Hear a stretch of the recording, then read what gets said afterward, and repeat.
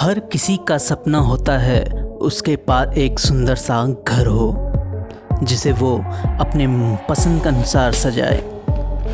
हालांकि केवल किसी घर को खरीदना और उसे सजाना ही काफ़ी नहीं होता है, क्योंकि अगर घर का वास्तु ठीक नहीं है तो इसका नकारात्मक प्रभाव वहाँ रहने वाले लोगों की ज़िंदगी पर पड़ता है।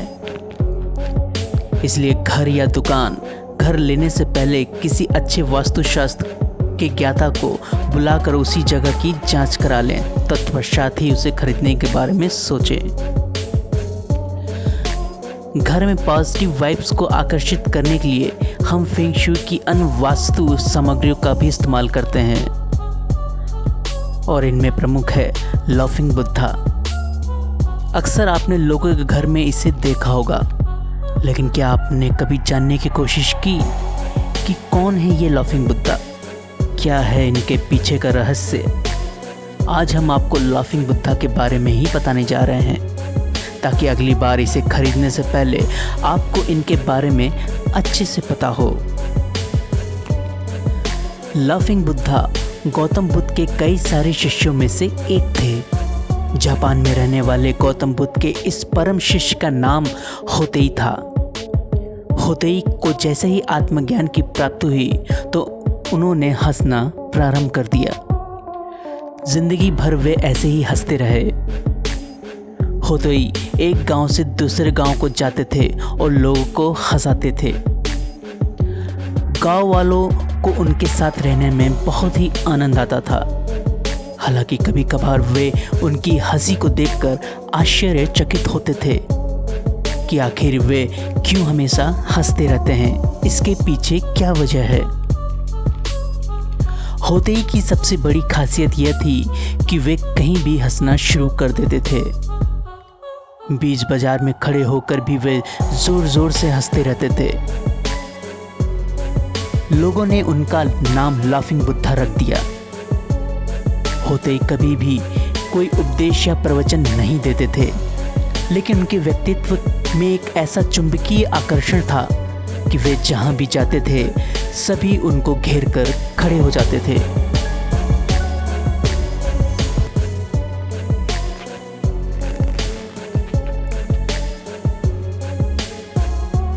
लाफिंग बुद्धा को देख लोगों को भी हंसी आती थी और सभी खुलकर हंसते थे, और वो भी बिना किसी संकोच के। लोगों को उनकी हंसी के पीछे की जिज्ञासा को देखते हुए एक बार होतेई ने कहा, उनके पास अब कहने को कुछ भी नहीं है।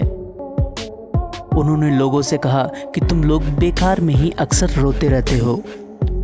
लोगों को जी भर के हंसने के लिए एक मूर्ख की आवश्यकता है जिन पर सभी हंस सके। होतेई ने कहा कि उनका बस यही संदेश है कि किसी व्यक्ति का रोना या शोर मचाना उसका व्यक्तिगत समस्या है। ईश्वर ने जिस दुनिया की रचना की है वो हंस रही है। चांद, तारे, फूल, पौधे, पक्षी सभी हंस रहे हैं और हम बैठे बैठे रो रहे हैं। होतेई दुनिया को बस यही बताना चाहते थे कि लोग इस भ्रम से जागे और खुश रहें और मुस्कुराएं। होतेई ने एक सन्यासी के रूप में अपनी जिंदगी को बिताया।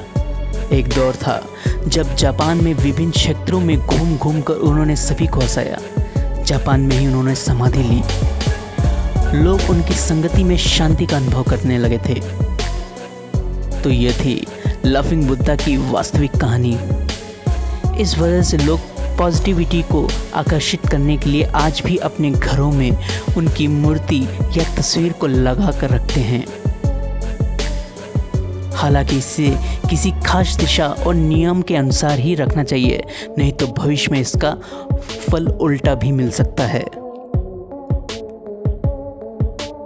दोस्तों, वीडियो अगर अच्छी लगी हो तो इसे थोड़ा सपोर्ट दिखाइए, सब्सक्राइब कीजिए, शेयर कीजिए।